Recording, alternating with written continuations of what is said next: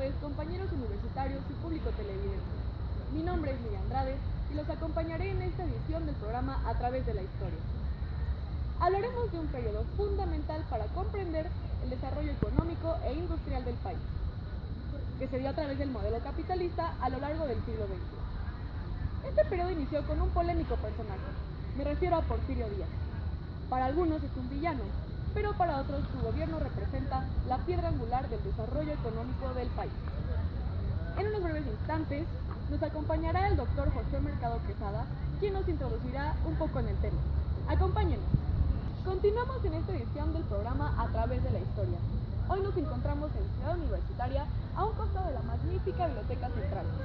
Nos acompaña el doctor, bienvenido, muy Hola. buenas tardes. Buenas tardes, gracias. Y creo que sería fundamental iniciar definiendo dos conceptos básicos.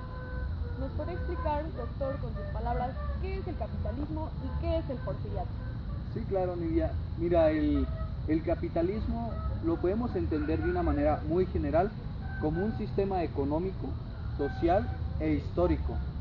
Capitalismo proviene de la palabra capital, entendiéndola como una acumulación de riquezas. Hay tres tipos de capital o de capitalismo, pero el más común es el capitalismo mercantil. Este capitalismo mercantil es donde se tiene dinero o un capital. Este se utiliza para crear una mercancía. Dicha mercancía se vende y se vuelve a obtener dinero, pero con un dinero de más. Este dinero extra se le llama plusvalor. Asimismo, el porfiriato es una etapa histórica. La debemos de situar en un contexto para no caer en anacronismos. Abarca los finales de 1876, inicios del 77 y termina. Asimismo, el porfiriato la debemos de contextualizar para no caer en anacronismos. El porfiriato es una etapa que inicia a finales de 1876, principios del 77 y termina después de 34 años, en 1911, con la salida de Porfirio Díaz del país.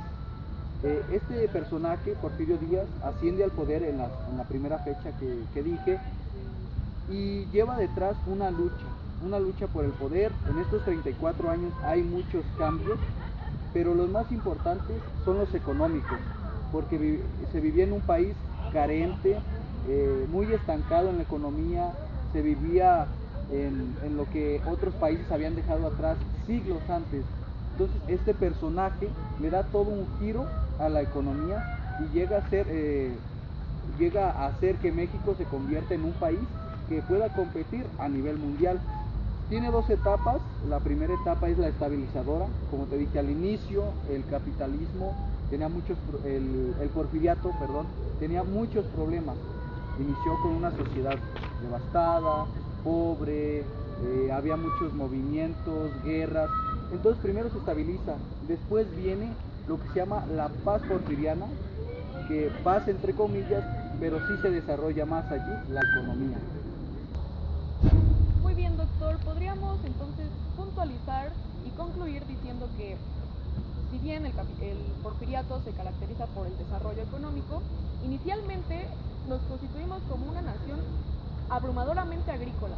No salíamos del esquema colonial de la agricultura y las haciendas. ¿Cómo fue que se logró entonces este desarrollo, esta industrialización? ¿Qué estrategias se implementaron durante este periodo?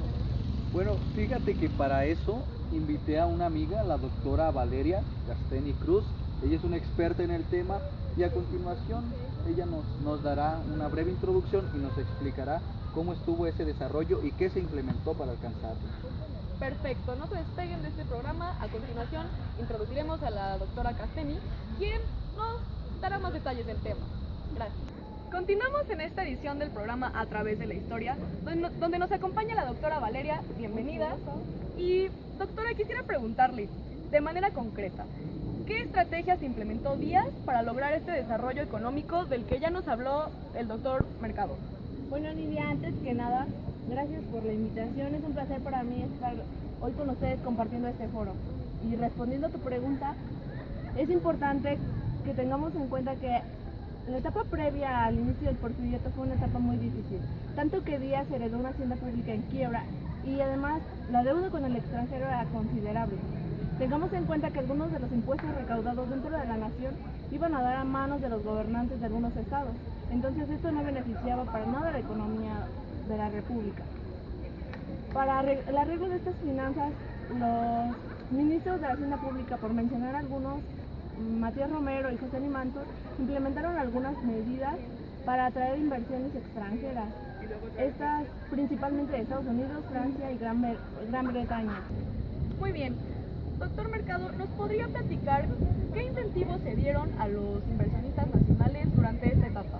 Bien, primeramente, como lo mencionaba mi amiga la doctora Castelli, se hicieron unos cambios. Un cambio muy importante fue el cambio en la ley de la tenencia de tierras. Había una ley en la que no se permitía que una persona poseyera más de 2.500 hectáreas de tierra por sí sola. Entonces, al eliminar esta ley, se favorece a aquellas personas que tienen más capital para poder comprar más tierras. Esto que conlleva, pues que puede haber un mayor crecimiento tanto en la siembra, tanto en la ganadería. Ya no se limita a que tenga que ser pequeño, puede ampliarse mucho más. Además, en esta ley iba de fondo que se exentaba de impuestos tanto a los municipios como a los estados. Entonces, esto, cuando llegue el ferrocarril, como se exenta de impuestos, se les puede regalar el terreno al ferrocarril. Una vez que se atrae el capital extranjero, se dan más beneficios para que se pueda construir esas vías por donde van a pasar los ferrocarriles. En el ámbito social, lograron conectarse a regiones del país que antes no tenían manera de hacerlo. Esto influyó directamente en el comercio, pues gracias a la ampliación de redes lograron distribuirse las mercancías por todo el país. Para el año 1910, estas vías habían crecido en un 12%, sumando un total de 19.280 kilómetros. Bueno, eso es importante remarcar que esto no se logró solo. Esto fue gracias a que los funcionarios porfiristas como Limantur tenían una fuerte ideología por así decirlo, de la doctrina económica, que era el libre comercio. Entonces fue gracias a esta ideología de libre comercio que se pudo desarrollar. ¿Nos podrían dar cifras exactas a cuánto ascendía la inversión y en qué otra cosa se gastaba el dinero? Bueno, mira, en el caso de Estados Unidos, para el año de 1897 invertían 200 millones de pesos y para 1911 había ascendido a 1.100 millones. El caso de Francia, en 1902 la cifra era de 100 millones. Para 1911 la inversión había ascendido a 400 millones. Gran Bretaña, en 1880 su inversión era de 164 millones y para 1911 era de 300 millones. ¿Y en qué más se invertían? Bueno, principalmente fueron los puertos y los ferrocarriles, sobre todo, pero también se invertía mucho en la minería, tanto así que para 1910 había alrededor de 80 centros mineros en toda la República.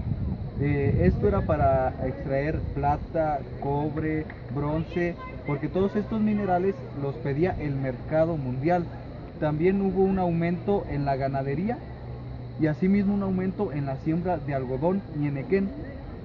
Todas estas siembras dieron la base para generar la industria textil. Muy bien, doctores, entonces podemos concluir que si bien en el porfiriato se logró un importante progreso material, este resultó contraproducente, pues exacerbó la desigualdad social y desencadenó un descontento generalizado en la clase trabajadora y en los ciudadanos menos favorecidos. Esto, a su vez, desencadenaría más adelante lo que sería la Revolución Mexicana. Agradezco su participación al doctor Mercado y a la doctora Valeria y los espero en la siguiente edición del programa A Través de la Historia. Con el profesor Jorge Martínez Almaraz hablaremos sobre la Revolución Mexicana. Los esperamos.